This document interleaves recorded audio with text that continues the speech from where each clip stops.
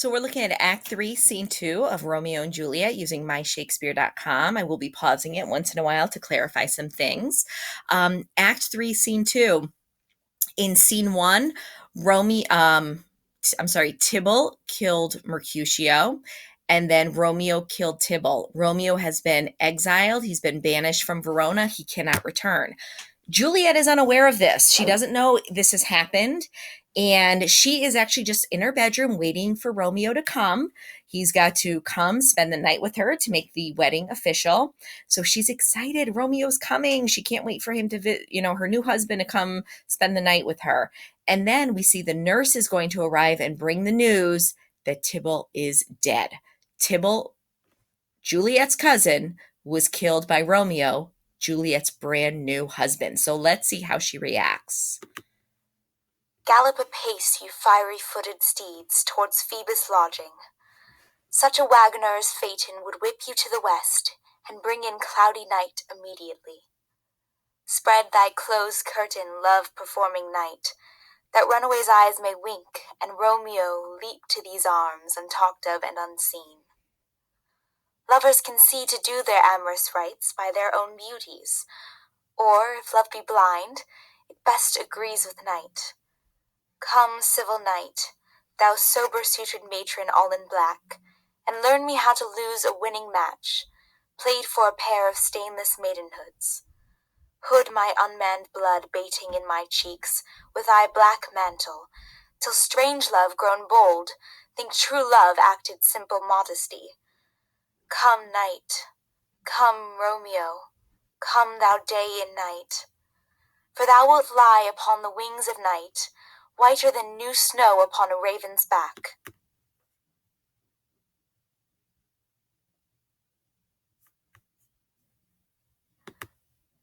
Come, gentle night, come, loving black-browed night, give me my Romeo, and when he shall die, take him and cut him out in little stars, and he will make the face of heaven so fine that all the world will be in love with night, and pay no worship to the garish sun. Oh, I have bought the mansion of a love, but not possessed it, and though I am sold, not yet enjoyed. So tedious is this day as is the night before some festival, to an impatient child that hath new robes and may not wear them.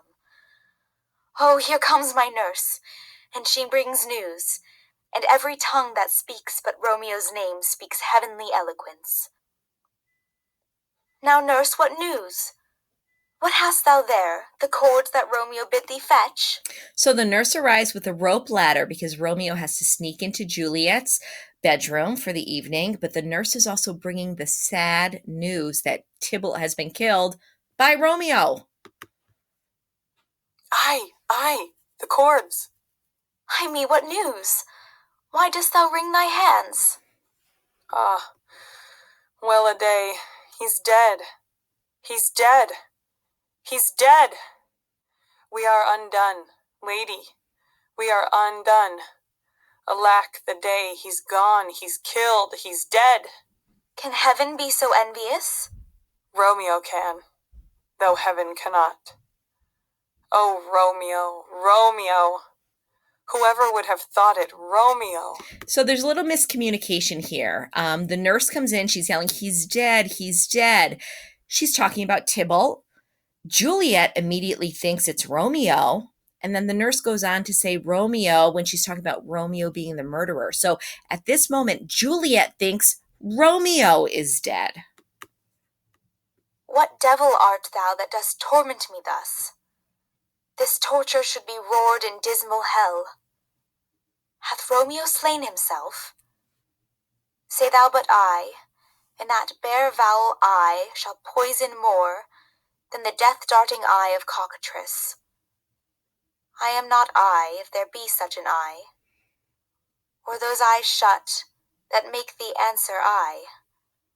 If he be slain, say I, or if not, no. Brief sounds determine of my weal or woe. So Juliet wants to find out what's going on with Romeo, and the nurse isn't effectively communicating what happened with the fight. I saw the wound. I saw it with mine eyes. God save the mark, here on his manly breast. A piteous corse, a bloody, piteous corse, pale, pale as ashes, all bedaubed in blood, all in gore blood. I sounded at the sight. Oh, break my heart, poor bankrupt, break at once. To prison eyes ne'er look on liberty. Vile earth, to earth resign, end motion here, and thou and Romeo press one heavy bier. Oh, Tybalt, Tybalt, the best friend I had. Oh, courteous Tybalt, honest gentleman, that ever I should live to see thee dead. What storm is this that blows so contrary? Is Romeo slaughtered, and is Tybalt dead, my dearest cousin and my dearer lord? Then dreadful trumpet sound the general doom, for who is living if those two are gone? Now the nurse is going to finally give the accurate information that Romeo killed Tybalt and Romeo is banished.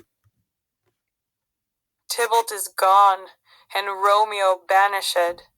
Romeo that killed him, he is banished. Oh God, did Romeo's hand shed Tybalt's blood? It did. It did. Alas the day, it did. Oh, serpent heart hid with a flowering face, did ever dragon keep so fair a cave? Beautiful tyrant, fiend angelical, dove-feathered raven, wolvish ravening lamb, despised substance of divinest show, just opposite to what thou justly seem'st, a damned saint, an honorable villain. O nature, what hadst thou to do in hell, when thou didst bower the spirit of a fiend in mortal paradise of such sweet flesh? Was ever book containing such vile matter so fairly bound? Oh, that deceit should dwell in such a gorgeous palace. So we see Juliet, she's confused. She starts rattling off oxymorons.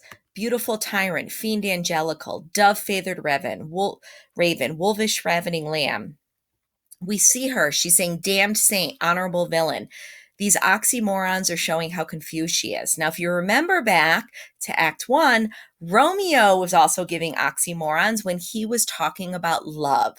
So he was confused about love. She's also confused about love. She loves her husband, who she's only known a few hours. She also loves her cousin, and she's upset that her husband killed her cousin. There's no trust, no faith, no honesty in men. All perjured, all forsworn, all naught, all dissemblers. Ah, where's my man? Give me some aqua vitae. These griefs, these woes, these sorrows make me old. Shame come to Romeo. Blistered be thy tongue for such a wish. He was not born to shame. Upon his brow shame is ashamed to sit, for 'tis a throne where honor may be crowned, sole monarch of the universal earth.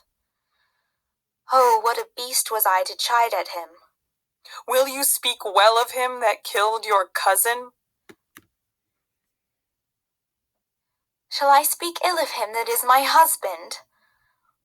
Ah, poor my lord, what tongue shall smooth thy name when I, thy 3 hours' wife, hath mangled it? But wherefore, villain, didst thou kill my cousin?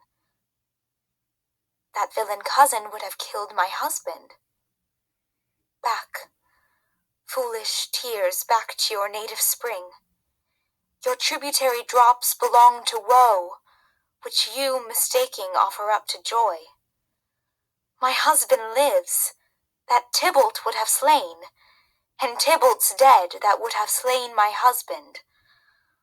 All this is comfort. Wherefore weep I then? Some word there was, worser than Tybalt's death that murdered me.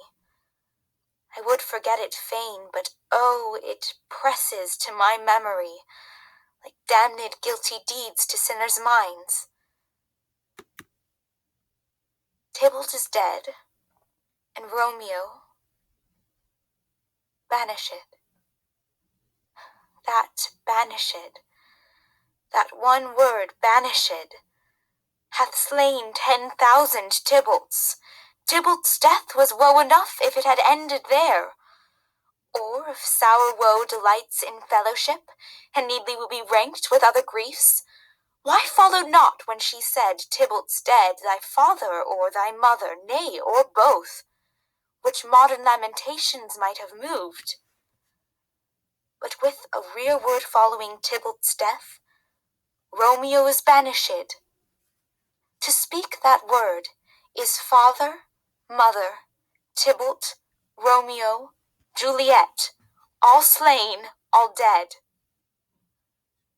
Romeo is banished. There is no end, no limit, measure, bound in that word's death. No words can that woe sound. Where is my father and my mother, nurse? All right, so Romeo banished. Juliet is saying that is the worst thing that could happen, the worst thing ever. Even if her parents were dead, everybody was dead. She said banished is worse, okay? And we're going to see the nurse is going to give us some more information. Weeping and wailing over Tybalt's corse. Will you go to them? I will bring you thither. Wash they his wounds with tears.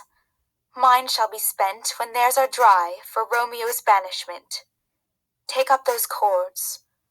Poor ropes, you are beguiled, both you and I, for Romeo is exiled. He made you for a highway to my bed, but I, a maid, die maiden widowed. Come, cords, come, nurse, I'll to my wedding bed, and death, not Romeo, take my maidenhead. Hie to your chamber. I'll find Romeo to comfort you. I wot well where he is. Hark ye, your Romeo will be here at night. I'll to him. He is hid at Lawrencell. Oh, find him, give this ring to my true knight, and bid him come to take his last farewell. So we see Julia is very, very upset that Romeo is banished. It seems like she's more upset over Romeo's banishment than her cousin's death.